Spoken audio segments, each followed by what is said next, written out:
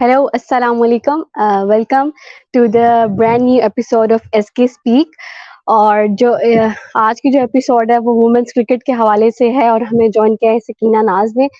इससे पहले कि मैं सकीना का इंट्रोडक्शन करवाऊं, पहले मैं इस सेगमेंट का इंट्रोडक्शन करवाना चाह रही थी जिसका नाम मैंने रखा है कि वजूद जन से है क्रिकेट में रंग। हमने सुना हुआ है कि वजूद जन से है कायनात में रंग, लेकिन मैं चाह रही थी कि इसको थोड़ा मोल्ड करके मैं इस सेगमेंट का नाम रख दूं वजूद जन से है क्रिकेट में रंग।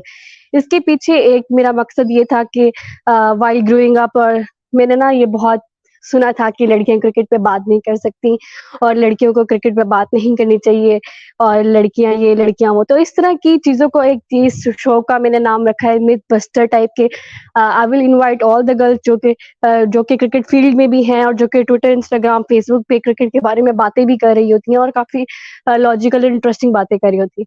तो इसी के हवाले से ये मेरी आज की हमारी फर्स्ट एपिसोड है इस सेगमेंट की।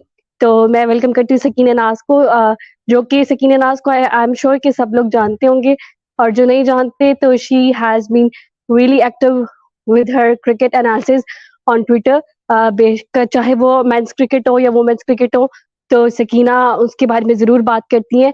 And she has almost 10K plus followers on Twitter. So welcome Sakina. Thank you so much for joining me. Thank you, Kisa, for having me. Assalamualaikum, everyone, and really interesting name, Kisa. Thank you. बस मैंने कहा कि हम बताते हैं सबको कि लड़कियां भी बात कर सकती हैं क्रिकेट पे। तो बिल्कुल। और हाँ जी, और कैसी हैं आप सकीना? मैं बिल्कुल ठीक हूँ, किसा आप सुनाएं? मैं भी बिल्कुल ठीक। अच्छा, जो आज हम बात करेंगे वो वुमेन्स क्रिकेट के बारे में ही बात करेंगे। अभी बहुत सारे वुमेन्स की सीरीज चल रही है, बहुत बायलैटरल्स चल रहे हैं। अभी रिसेंट हम बात करते हैं, जो अभी आज एक मैच हुआ है, सेकंड T20 हुआ है वुमेन्स, इंडियन वुमेन्स का और बांग्लादेश वुमेन का, जिसमें पहले एक पोजीशन पे ऐसा लग रहा था कि शायद बांग्लादेश वुमेन जीते, क्योंकि उन्होंने इंडियन वुमेन्स को 95 पे रिस्ट्रिक्ट कर लिया था, और जो कि इंडियन वुमेन का लोवेस्ट टोटल था अगेंस्ट बांग्लादेश वुमेन्स। और लेकिन आई एम नॉट 15+ रन से हार है Bangladesh. No, 9 runs. 8 run 8 runs. 8 runs. 8 runs. 8 8 run runs. 8 run से बांग्लादेश वुमेन हार गई हैं। तो सकीना, पहले आप अपने इस मैच का अपना 2 सेंट्स बता दें, ओवरव्यू बता दें, कैसे लगा आपको, आपको क्या लगा, कौन सा ऐसा कौन सी ऐसी गेम चेंजर थी इस मैच के लिए? I think इसमें game changer I would not से कि जाहिर सी बात दीप्ति शर्मा का बहुत अच्छा स्पेल था, लेकिन जो शफाली का जो ओवर था इट वाज रियली गुड। और एंड में जाहिर सी बात है जब 10 रन चाहिए थे 6 बॉल्स पे, I saw it on cricket info and I was like कि नादिया अख्तर जो थी वो अभी भी थी क्रीज के ऊपर, and I was like okay, I felt like कि अभी भी बांग्लादेश के पास चांस है। लेकिन उसके बाद जिससे एकदम से 3 विकेट्स गिरी उस ओवर के अंदर, लाइक यार क्या हो गया इनको। लेकिन आई आई थिंक अब बांग्लादेश के अंदर क्योंकि सीरीज है, तो वहाँ पर आपको पता है बांग्लादेश जो पिचेस बनाता है वो स्पिन फ्रेंडली होती हैं। हाँ, फिर आप जितने भी अच्छे बैटर हो, जब स्पिन होने लगती है बॉल, तो फिर बड़े बड़ों के हाथ फूल जाते हैं। तो यही वहाँ पर भी हुआ क्या, आई थिंक। लेकिन अगर मैं ओवरऑल बात करूँ तो इंडिया की जो सिलेक्शन है इस सीरीज के लिए, वो बहुत अप टू द मार्क नहीं है, और बहुत सारे ऐसे नेम जो है वो मिसिंग हैं फ्रॉम द स्क्वाड, जिनको शायद होना चाहिए था। हमें कंफर्मेशन आई थिंक सिर्फ रेणुका की है कि जो इंजर्ड हैं, ऋचा घोष और स्नेहा राणा जो हैं उनको स्नफ किया गया है। सो आई एम नॉट श्योर कि वाई उन सेलेक्टर्स लाइक वो इस तरह वेट कर रहे हैं, लेकिन जो है वो ये हुआ है। लेकिन बांग्लादेश ने इसके मुकाबले में जो जहां आरा को और रुमाना को ड्रॉप किया था, I think it was a brave call. हाँ, जहाँ आरा का मुझे भी समझ नहीं आया, और स्नेहा राणा मतलब काफी अच्छी उनकी परफॉर्मेंस रही है रिसेंट पास में। तो शायद पता नहीं क्या ही रीजनिंग होगी, मुझे भी समझ नहीं आया। I was looking forward to see Sneha Rana, मुझे काफी अच्छी लगती हैं वो एज अ प्लेयर। अच्छा, अभी हम बात कर लेते हैं वुमेन्स एशेज की, जो कि वेरी मच अलाइव है, क्योंकि इंग्लैंड ने बहुत ही अच्छी परफॉर्मेंस दी है। थर्ड टी20 की हम बात करें, एलआईसी कैप्सी की जो बैटिंग थी, सॉरी, बहुत ही शानदार बैटिंग थी। मतलब ऑस्ट्रेलियन बॉलर्स को समझ ही नहीं आ रहा था किधर किधर से उन्होंने इस तरह से मजेदार शॉट्स मारी, मतलब फुल ऑन पावर हिटिंग की है। And she is very young. तो इसके बारे में, उस मैच के बारे में आपके क्या ओवरव्यू है सकीना? या आई थिंक लाइक इंग्लैंड जो है वो सीरीज भी जीत गया, और Australia, I should not be saying, we should not be saying कि they are missing Meg, because they are not the team who should be missing anyone. But yeah, Alice Capsey is like an extraordinary player. और I think England का जो अभी जो recent में जो उनका एक आया है, तो उसमें इनके जो यंग प्लेयर्स हैं उनका बहुत बड़ा रोल है। जिस जो उनके प्लेयर्स डोमेस्टिक से अब आ रहे हैं, वो इस कदर प्रिपेयर्ड आ रहे हैं, इस तरह से इंटरनेशनल लेवल के लिए तैयार आ रहे हैं कि वो बिल्कुल टाइम ही ले रहे हैं इंटरनेशनल लेवल पे परफॉर्म करने के लिए। And I think they are really getting at par with Australia at this point. Exactly, पहले हम सिर्फ ऑस्ट्रेलियन वुमेन के देखते थे कि उनका अगर उनकी जो प्लेयर डेब्यू भी करी होती थी, तो वो ऐसा लगता था कि जैसे वो बचपन से ही क्रिकेट खेल रही है। मतलब इतना उनका कॉन्फिडेंस लेवल, उनका स्किल लेवल इतना इनहांस हो चुका होता था। और अगर अभी हम बात करें कि जिस तरह, और यहाँ पे मैं डैनी वेट को भी शॉर्ट आउट देना चाहूंगी कि जिस तरह उन्होंने इनिंग्स खेली, एक अच्छा स्टार्ट दिया शुरू में अपनी टीम को, पावर प्ले में अच्छा स्कोर किया, और प्लेयर ऑफ द सीरीज भी थी because she scored 100 as well. So अगर अब हम ओडीआईस की बात करें, जो कि 3 मैच ओडीआई सीरीज रहती है ऑस्ट्रेलियन वुमेन और इंडियन वुमेन के दरमियान, तो उसके लिए आपकी क्या प्रोडिक्शन है सकीना, क्या होने वाला है? या आई थिंक जो वही वाली बात है कि हिस्ट्री जो है वो जिस तरह आपको करती है, तो उस हिसाब से मैं I want to say 2-1 to England, but I think it's going to be 2-1 to Australia. But let's see how it's going to go. I think इसमें जो है ना वो थोड़ा सा रोल रहेगा टॉप ऑर्डर बैटर्स का, क्योंकि अभी जो मैं देख रही थी उसमें ये था कि आप मैचेस जब खोल के देख रहे थे तो क्लैप्स थे इंग्लैंड के लिए बीच बीच में। तो 20 ओवर्स के अंदर क्लैप से रिकवर करके वो फिर भी वो हो जाता था, क्योंकि आपके पास 20 ओवर्स ही थे। लेकिन अगर इस तरीके से वो लोग क्लैप्स कर रहे हो ओडीआईस के अंदर, तो मे भी वो मसला ज्यादा हो जाए उनके लिए। आपने डैनी वाइट की बात की, लेकिन I think Beth Moni is one of those people जो कि आई थिंक जिनको आप कहते हो कि क्या है क्या ये, और किस क्या खाते हैं ये लोग। वो जिस तरीके से कंसिस्टेंटली रन्स कर रही होती हैं, और उनकी एवरेज इतनी जबरदस्त है, तो या। Yes. वैसे what's your But prediction on ODI series? लग रहा है कि ऑस्ट्रेलिया जीत जाएगी, बट मैं ऑस्ट्रेलिया को जीतना देखना नहीं चाहती। मतलब मैं थक गई हूँ। सच में थक गई हूँ मैं। अभी मैं एक स्टैट भी पढ़ी थी, आई गेस ये जो ऑस्ट्रेलिया टी20 सीरीज हारी है सिंस 2017 और सिंस 2019, ये मुझे अब थोड़ा वो हो रहा है। उसके बाद आकर ये पहली सीरीज हारी है अपनी टी20। मतलब अन्य भी मजाक है यार, हम भी खेलने आए हैं, हमें भी जीतने हैं, तो सारे सारे इन्होंने यही जीतना है। तो I don't want England to win. हाँ, अगर Yeah, मैं वुमेन्स में मैं इंग्लैंड टीम को सपोर्ट कर लेती हूँ, because I am tired of seeing Australia winning all the games, all the series, जो भी हो बस ऑस्ट्रेलिया same, जीत रहा है।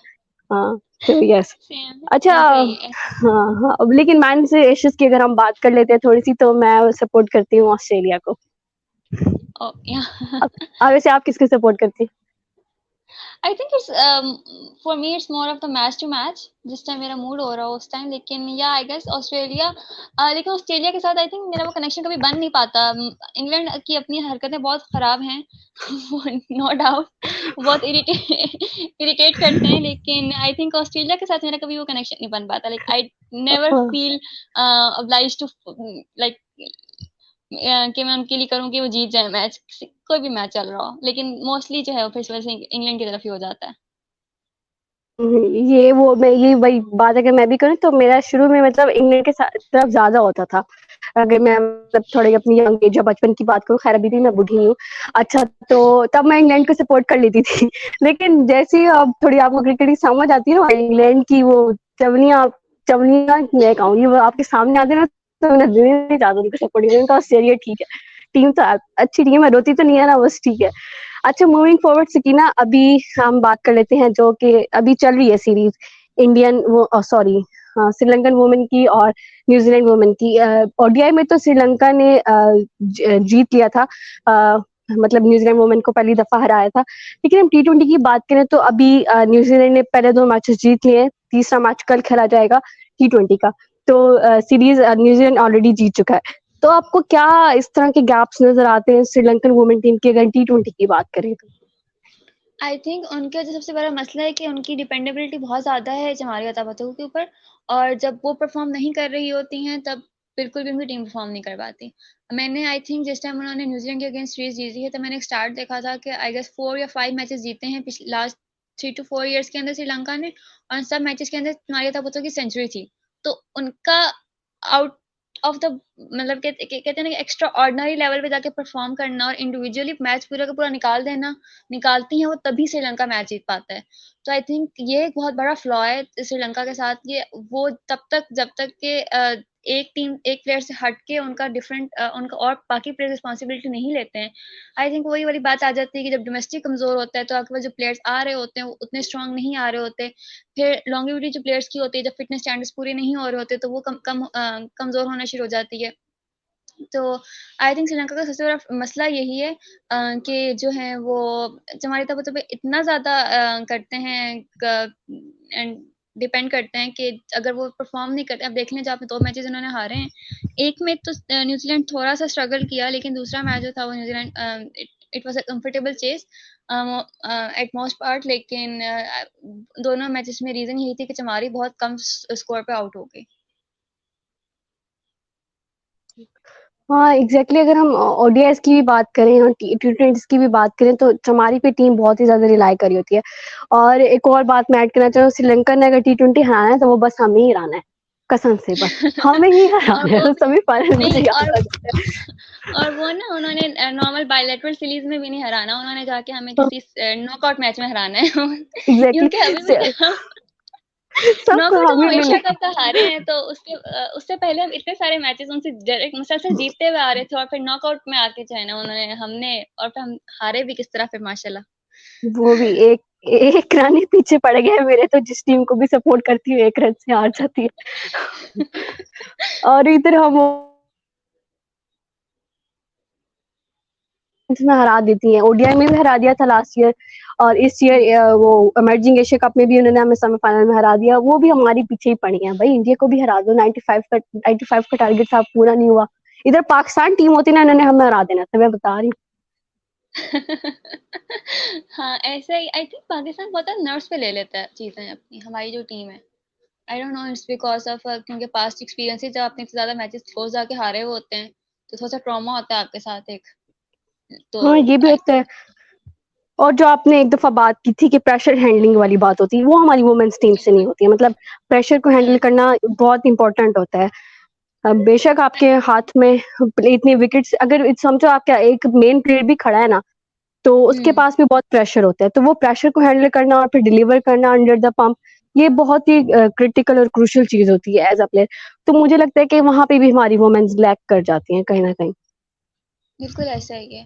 और आई थिंक इस इनको साइकियाट्रिस्ट मतलब स्पोर्ट्स साइकोलॉजिस्ट की मुसलसल ज़रूरत है टीम को, हमारी को, क्योंकि उसकी रीज़न ये है कि जब आपका एक प्लेयर, आप स्टोरीज कभी पढ़ें तो किसी की भी कोई नॉर्मल स्टोरी नहीं है। मोस्ट ऑफ द प्लेयर्स जो हैं वो बहुत ज़्यादा स्ट्रगल करके आ रही होती हैं हमारी, और जो इवन अगर स्ट्रगल करके नहीं आई हैं तो हमें पता है कि जो पीसीबी का सेटअप है वो बहुत ज़्यादा मेल डोमिनेंट है, तो उसमें सर्वाइव करना एक बहुत बड़ी बात है। तो it's not only that the game is giving them a pressure, it's like overall जो सिस्टम है वो बहुत बड़ा प्रेशर है उनके ऊपर। एग्ज़ैक्टली और यहाँ पे साइकोलॉजिस्ट की बात आ गई है तो पीसीबी का मेरा ये वो क्या कहते हैं, एक ओपन ऐलान है कि भई मैंने साइकोलॉजी में डिग्री की हुई है और मुझे स्पोर्ट्स में इंटरेस्ट भी है। मैंने स्पोर्ट्स साइकोलॉजी पढ़ी भी हुई है, ज़िद मार के मैंने यूनिवर्सिटी में सब्जेक्ट रखवाया था, इसलिए मुझे हायर कर दो। फ्री ऑफ कॉस्ट आपके प्लेयर्स को ठीक कर दूँगी। उसके बाद आपको कौन ठीक करेगा? ये भी है। बस फिर मैं आपके पास आ जाया करूँगी। ये भी अच्छा, सही है। खैर वाइंडिंग अप, अभी एक और मैं यहाँ पे बात करना चाह रही थी, इससे पहले हम इस एपिसोड को खत्म करें कि नीदरलैंड्स, स्कॉटलैंड और थाईलैंड वुमेन्स के दरमियान एक ट्राई सीरीज चल रही है। जो कि मैंने खुद इतना फ़ॉलो नहीं किया, लेकिन ये है कि वो बहुत ही एक अच्छी चीज़ मुझे लगी कि इस तरह की नेशंस, एसोसिएट नेशंस भी ट्राई करें अपनी वुमेन्स टीम को बिल्ड अप करने की। तो काइंडली आप भी उनके इस इनिशिएटिव को फ़ॉलो करें। मैंने नीदरलैंड्स के पेज पे देखा था, since I am following them. तो जो भी हमें सुन रहे हैं, तो आप लोग प्लीज़ जाएँ, उनके पेज को फ़ॉलो करें और उनकी टीम्स को भी देखें, ताकि वुमेन्स क्रिकेट को जितनी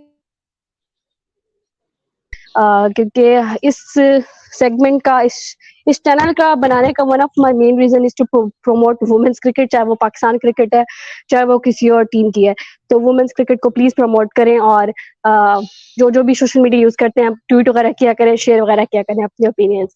सकीना, आप कुछ कहना चाहेंगी? या डेफिनेटली आई थिंक, और अभी आपने बात की है तो थाईलैंड की जो प्रोग्रेस है हमारे सबके सामने है।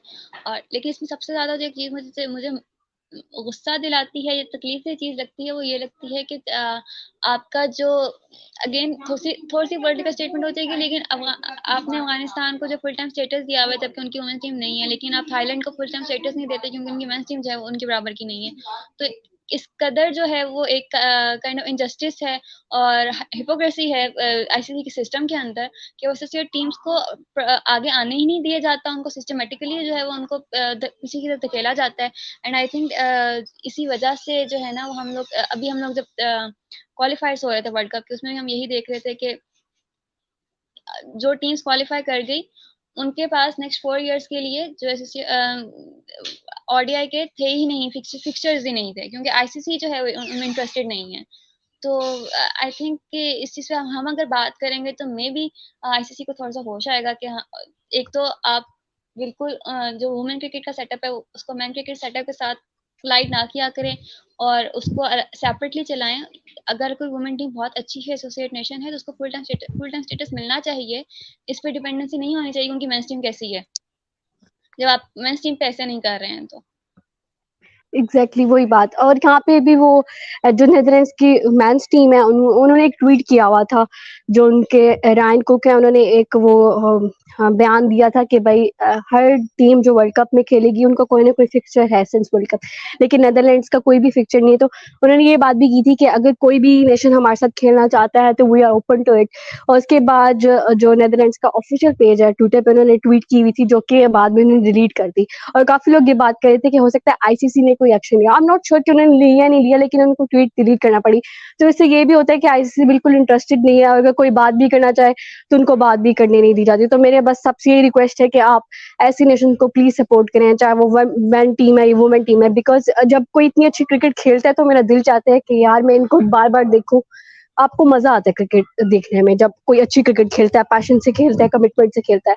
तो जो भी सुन रहा है, मेरी तकरीर थोड़ी लंबी हो गई, I am sorry for that, लेकिन प्लीज सपोर्ट करें सबको, सबके बारे में ट्वीट किया करें, क्योंकि आपके पास एक प्लेटफॉर्म है, उसका अच्छा यूज आपको करना चाहिए। Yes, definitely. एग्जैक्टली, चले, okay, that is all. Anything else Sakina?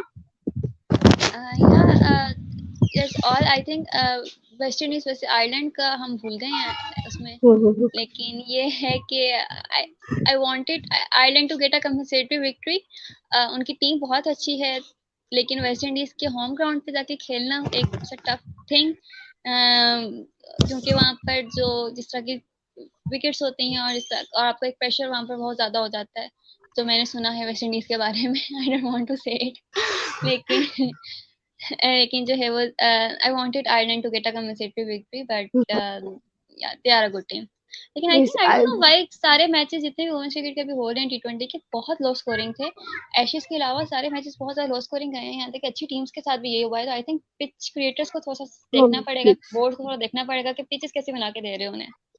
हाँ जी, एग्जैक्टली। और यहाँ पे वो आयरलैंड का वो वेस्ट इंडीज का एक सेकंड फर्स्ट टी20 था या सेकंड टी20 था, वो मुझे याद नहीं है, वो कि वो बहुत क्लोज गया था। लाइक एक स्टेज पे वेस्ट इंडीज को 2 रन चाहिए थे फ्रॉम 2 बॉल्स, और उस वक्त मुझे फ्रॉम 1 बॉल्स, उस वक्त मुझे इतना गुस्सा आया। Kara Murray, I don't know how to pronounce her name, वो जो स्पिनर है आयरलैंड की, उन्होंने वाइड करा दी। मतलब क्या, क्या, आई एम श्योर कि अगर वो बॉल वो वाइड ना कराती सेकंड लास्ट बॉल, तो शायद आयरलैंड जीत जाती, लेकिन उन्होंने वो वाइड करा दी। इसकी वजह से वो फिर एक मतलब एक क्रूशल स्टेज से मैच हार गई, लेकिन ये साइलेंट की टीम बहुत अच्छी है, बहुत पोटेंशियल है बैटिंग में भी, बॉलिंग में भी, और जिस तरह उन्होंने हमें हमारे होम ग्राउंड पे हराया था, तो it says a lot about them. Yes. That is all. Yeah. Okay. Thank you. Sakina, आप ending note they they. Okay, thank you so much everyone for joining us and do support women cricket और भी जितनी भी series चल रही हैं उनको देखें, उनको प्रमोट करें और स्पेशली जो एसोसिएट क्रिकेट के नेशंस की सीरीजेस हैं उनको तो स्पेशली जो है वो आप का एक मोरल ड्यूटी है बीइंग अ क्रिकेट फैन कि आप उनको जो है वो प्रमोट करें. एंड थैंक यू किसा and that's it. Thank you. Yes, thank you. और मेरे चैनल को लाइक, सब्सक्राइब, शेयर भी कर दीजिएगा. ओके, और फीडबैक भी जरूर दीजिएगा. Thank you. नेक्स्ट एपिसोड के लिए ट्यून इन रहें और बेल आइकन को दबा दें ताकि आपको सारी अपडेट्स मिलती रहें. That is all. Thank you so much. Allah Hafiz.